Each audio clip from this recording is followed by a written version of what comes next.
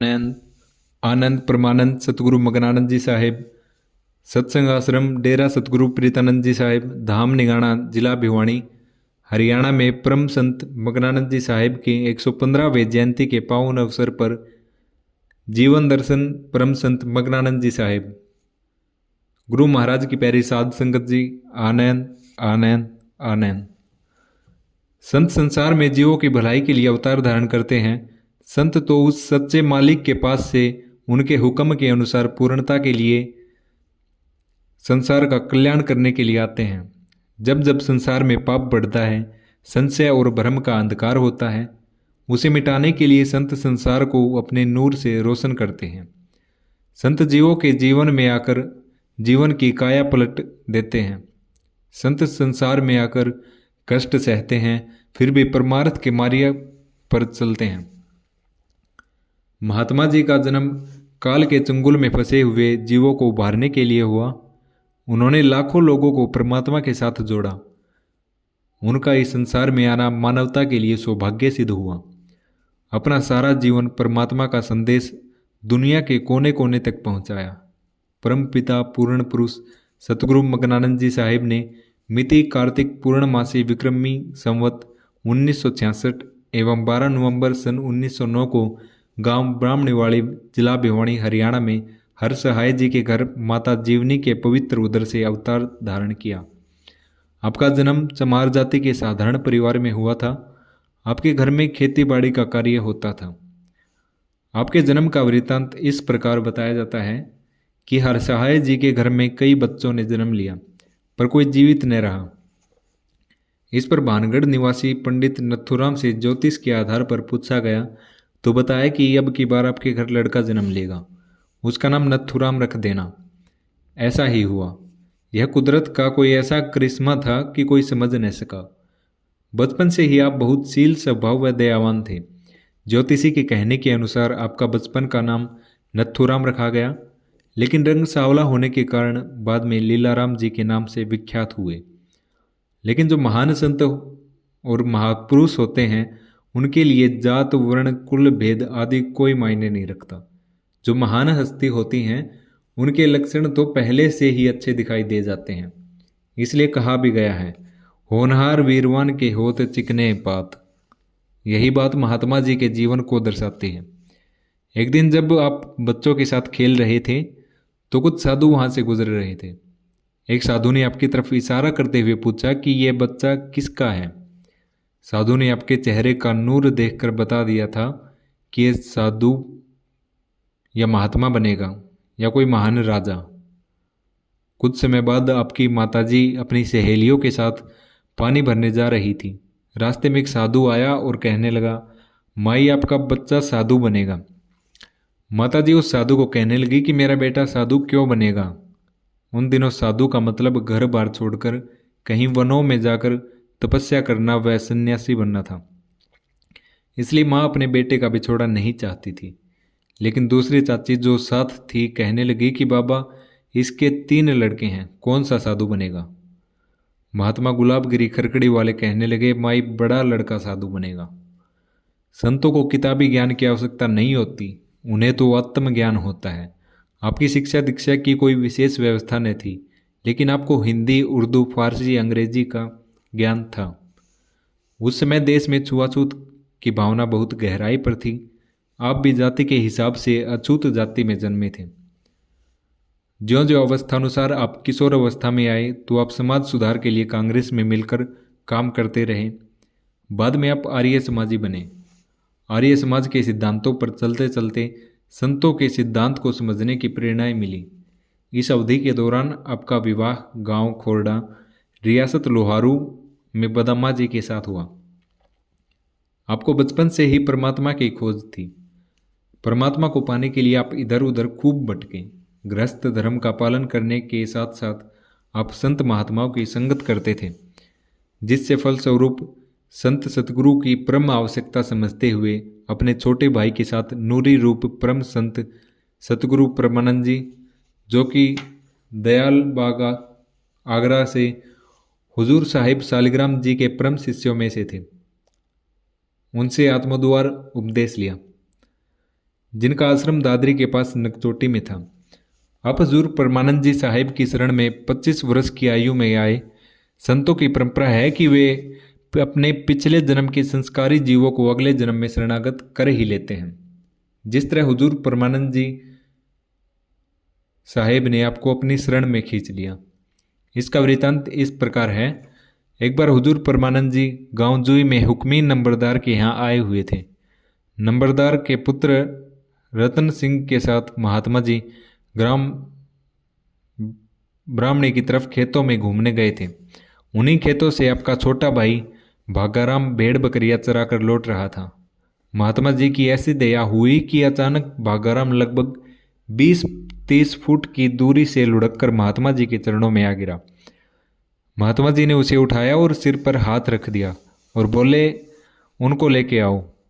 भागाराम की ये बात खटक गई। भागाराम जी वापस आए तो उन्होंने सारी घटना बताई। कहा कि वे महान संत हैं, ऐसा नूरी स्वरूप मैंने आज तक नहीं देखा। इतना सुनना था कि आप रात्रि को ही मिलने के लिए तड़प उठे। उसी समय जुई की तरफ चल पड़े। साथ में भागाराम, माईलाल जी वन्य प्रेमी थे। मगनानंद जी जैसे ही महात्मा परमानंद जी के सामने पहुंचे तो वे बोले, आप प्रेमी, तुम्हारा ही इंतजार था। उसी दिन से आप गुरु के हो गए। आपने सूरत शब्द का कठोर अभ्यास किया। सतगुरु की संगत और उनके बताए हुए मार्ग पर चलकर भजन बंदगी से रूहानी सफर को आसान किया। आपके मन पर गुरु के प्यार का इतना गहरा रंग चढ़ गया कि एक दिलचस्प घटना का वर्णन है। आप खेती बाड़ी का कार्य करते थे, दिन में काम करते और रात को सत्संग में जाया करते थे। ब्राह्मणीवाड़ी से नगचोटी 20 किलोमीटर का रास्ता है। आप रात को पैदल जाते और सत्संग सुनकर सुबह आ जाते थे। घर वाले परेशान थे कि लीला सारे दिन खेतों में काम करता है और रात को सत्संग में चला जाता है, ये आराम तो करता ही नहीं, ऐसे तो बीमार हो जाएगा। घर वालों ने समझाया पर उनको गुरु की सेवा के बिना न दिन को चैन था न रात को। आपको ज्ञान हो गया कि गुरु के दीदार और सेवा के बिना कुछ नहीं है।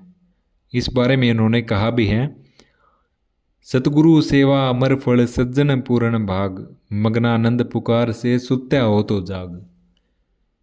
भजन सुमरन में इतने तल्लीन हो गए कि 3-4 घंटे बैठे रहते थे। कभी कभी तो सारी रात भजन में गुजर जाती थी। गर्मी में रात्रि को दीपक की मंद मंद रोशनी में शरीर पसीने से तर हो जाता था। शरीर पर कीड़े मकोड़े तक चलते रहते थे, लेकिन आप ध्यान में बेसुध बैठे रहते थे। यह अवस्था दिन प्रतिदिन बढ़ती गई। रात्रि को विश्राम सैया पर लेटते तो नींद कोसों दूर चली जाती। गुरु की याद में बार बार प्रार्थना करने लगे, मुझे जल्दी से अपने दर्शन दो। अंतर में गुरु के वियोग में रात भर रो रो कर पागलपन की सीमा तक पहुंच जाते थे। उनका पागलपन और विरह की अवस्था लोगों के लिए जग हंसाई बन गई, पर अंतःकरण शुद्ध होता जा रहा था। नाम की धुन में कोसों दूर चले जाते थे। आपकी शब्द ध्वनि पक गई, हरदम तार नहीं टूटता था। शब्द की मधुर वाणी की रागनी में मस्त हो जंगलों में निकल जाते, सारी रात ध्यान लगाते और सुबह घर लौट आते। अब तो हालात ऐसे हो गए कि रात को चारपाई पर अपने पैर बांध लेते और आराम करने लेटते तो पता नहीं कब रस्सी खुल जाती और शमशान भूमि में कड़ाके की ठंड में नंगे शरीर भजन करने लग जाते। सुबह घर वाले रस्सी के निशान को देखते हुए उन्हें घर लेके आते। इस अवस्था ने आपको तपाकर कुंदन बना दिया। वे रात दिन दिल को छू जाने वाले विरह के शब्द गाते रहते। इस हालत को देखकर परिवार वालों ने सतगुरु से अरदास की तो सतगुरु दयाल ने फरमाया कि सब ठीक हो रहा है। उसी हालत में शरीर सूख कर काटा हो गया था, खाना पीना छूट गया। उनकी हालत को देखकर घर वालों ने अस्पताल ले जाने की कोशिश की तो अस्पताल जाने के लिए मना कर दिया। उन्होंने घर वालों से कहा, भले ही इस हालत में आज ही प्राण निकल जाए, पर मुझे किसी तरह की दवाई बेहोशी हालत में भी मत देना। मैं अपने सतगुरु के विश्वास और उनके वचन को पूरा निभा सकूंगा।